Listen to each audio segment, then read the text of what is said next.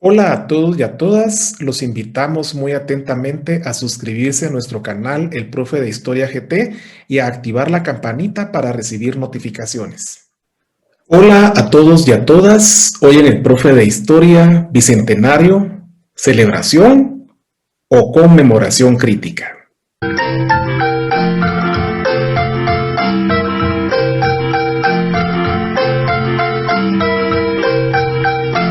Hola a todos y a todas, hoy en El Profe de Historia, Bicentenario, celebración o conmemoración crítica.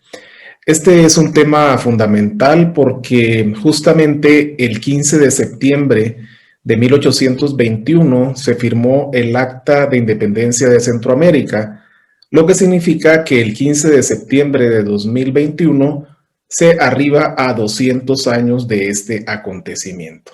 Para comenzar, vamos a ver qué nos dice la misma Acta de Independencia para tener idea de qué estaba pasando ese día por la mente de quienes firmaron el Acta de Independencia ese sábado 15 de septiembre de 1821 en horas de la mañana en el Real Palacio.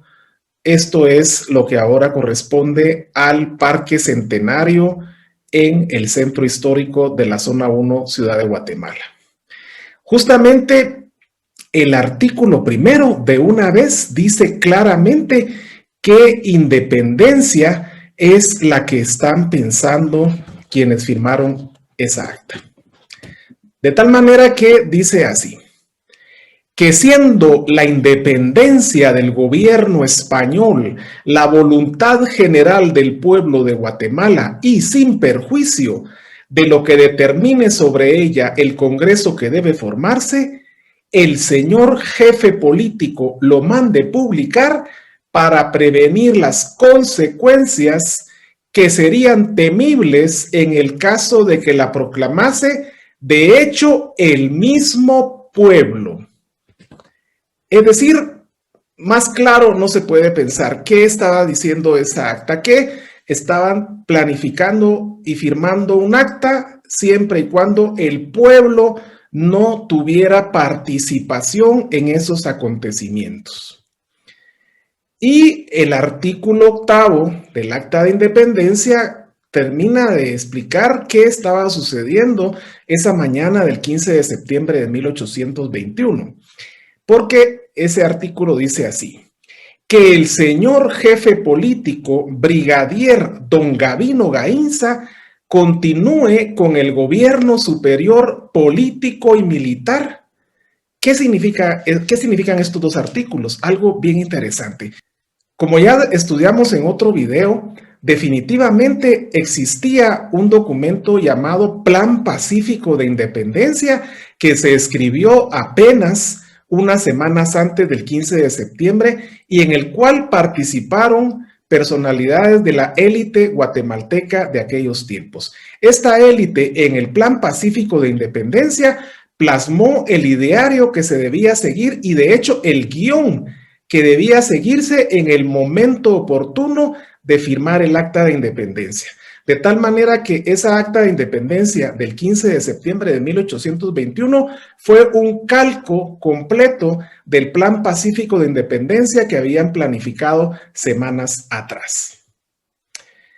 Por eso es que vienen preguntas cruciales en este tema del Bicentenario, como ¿hubo próceres?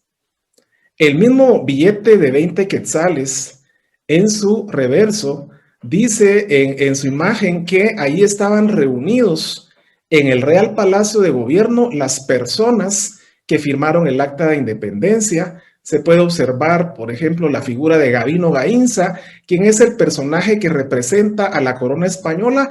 Hay que recordar que Gavino Gainza era para aquel entonces el capitán general de la Capitanía General de Guatemala o Reino de Guatemala. En pocas palabras, era la persona con mayor autoridad en todo este territorio. Y él está sentado junto a las élites eclesiásticas, civiles, militares, económicas de Guatemala de aquel tiempo, del Reino de Guatemala de aquel tiempo, para dejar testimonio ese 15 de septiembre del acuerdo al que habían llegado en el Plan Pacífico de Independencia. Por lo tanto, no se trata de próceres que lucharon por la independencia, como ocurrió en otras latitudes, por ejemplo, Simón Bolívar, José de San Martín en el sur del continente, George Washington en los Estados Unidos. No, aquí se trata de personas que se reunieron solo para refrendar ese pacto que habían planificado para hacer una independencia a espaldas del pueblo de Guatemala. De tal manera que aquí hay algunas características que tuvo esa independencia. La primera característica de la independencia de Centroamérica que se planteó en el acta misma es que es una independencia totalmente conservadora. Es una independencia que pretende cambiar para no cambiar. ¿Esto qué significa? Simplemente separarse de España como un acto simbólico, pero al mismo tiempo dejar el status quo tal y como estaba. ¿De qué manera se puede observar eso? Regresamos justamente al artículo 8, donde estas élites deciden imponer como su primer presidente al mismísimo Gabino Gaínza, un caso insólito, es decir, que el primer presidente surgido en este país nuevo iba a ser ni más ni menos que el antiguo capitán general español que gobernaba el reino de Guatemala. Esto es totalmente inaudito, pero así lo pensaron las élites, por lo tanto, se observa claramente que ellos estaban planificando una independencia totalmente conservadora. Por otro lado, esta independencia tiene un carácter marcadamente antipopular y excluyente. Se hizo a espaldas del pueblo. Está claro que en el mismo artículo primero, la élite decide hacer la independencia antes de que la proclame el pueblo. En pocas palabras, el acta alude al hecho de que el único invitado que no va a estar presente va a ser el pueblo. De lo contrario, la élite sí va a estar ahí y va a hacer entonces una independencia que se hace para no contar con el pueblo. Por lo tanto, es totalmente antipopular. Como evidencia de que esta independencia fue antipopular y excluyente, se puede observar en la misma acta del 15 de septiembre de 1821 que solamente personas vinculadas a la élite firmaron ese documento. En ese documento y en esa reunión del 15 de septiembre, por lo tanto, no había ningún representante de los pueblos originarios, ningún representante de los mestizos pobres, ningún representante de los afrodescendientes. Definitivamente no estaba representada la gran mayoría del pueblo. Y de hecho, el billete de 20, que es una réplica de una pintura de 1921, refleja eso, que es solamente una élite la que se dio cita el 15 de septiembre de 1821.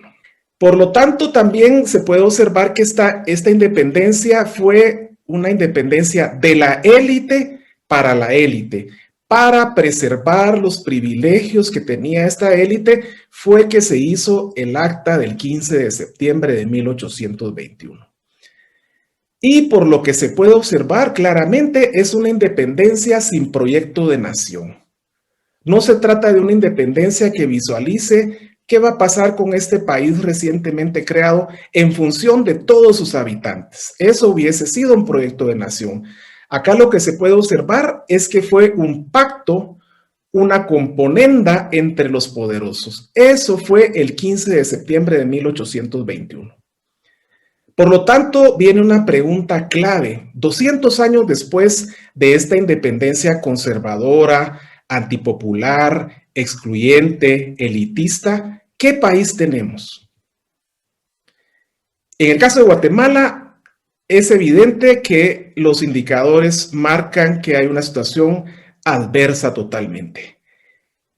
El 60% de los guatemaltecos viven en pobreza. 6 de cada 10 guatemaltecos viven en condiciones de pobreza, es decir, de precariedad. Y un notable 23,36% de los guatemaltecos, es decir, 1 de cada 4 guatemaltecos viven en extrema pobreza. ¿Esto qué significa? Que estas familias, que son casi 4 millones de personas, tienen dificultades para obtener su alimento como mínimo día con día. Son situaciones de miseria. Por otro lado, hay municipios como Caabón en Alta Verapaz que presentan indicadores de más del 60% de extrema pobreza. Esto significa que 6 de cada 10 habitantes de este municipio sufren condiciones adversas de miseria, de extrema pobreza. Otro indicador muy interesante que 200 años después se puede observar en el caso de Guatemala es que en este país 1 de cada 2 niños sufren de desnutrición. Por lo tanto, es el país número 1 en América y ocupa el 6º lugar a nivel mundial, superado solamente por países subsaharianos. Por lo tanto, nos preguntamos, una vez analizadas las características de esta independencia y tomando en cuenta tan solo algunos indicadores de lo que ocurre en este país 200 años después de esa firma del Acta de Independencia, si vale la pena celebrar el bicentenario o hacemos una conmemoración crítica de cara al futuro. Lo que nosotros consideramos es que no es oportuno hacer una celebración, ni mucho menos gastos del pueblo de Guatemala para celebrar algo que solamente satisfizo los intereses de una élite todopoderosa de aquellos tiempos. Por el contrario, es el momento de hacer una valoración crítica de qué Guatemala tenemos ahora y de cara al futuro, qué Guatemala deberíamos tener con aspiraciones de un país incluyente, democrático y que represente a todos y a todas.